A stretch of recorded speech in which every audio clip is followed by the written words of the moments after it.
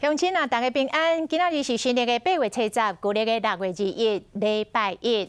后来要做风台咯，这是今年头一个陆上的风台警报。早起的10点半，气象局来发布着今年第6号的陆上甲海上的风台警报米克拉。 影响台湾上大时间，就伫阴暗到明仔载的顶半天。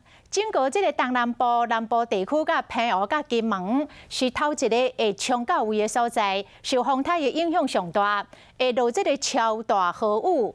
这个风台是毋是会登陆台湾，就要看风台刷落来的落草，是毋是会偏东边，也就是是毋是会偏过来台湾。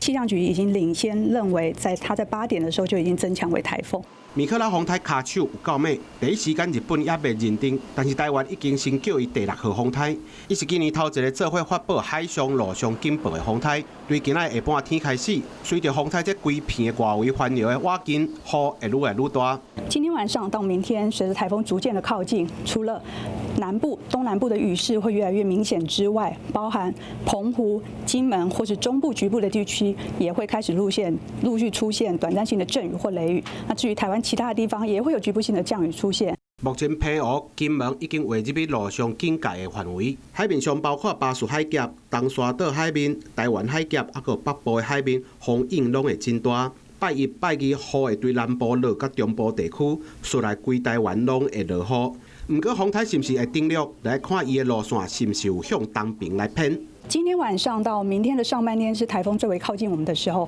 明天下午它逐渐进入福建的陆地之后，就会慢慢的减弱跟远离。 气象局判断，目前风台有可能以轻度的风台的规模扫过台湾，但是风雨有可能会愈来愈大，风台准备大家神经还是要加护安。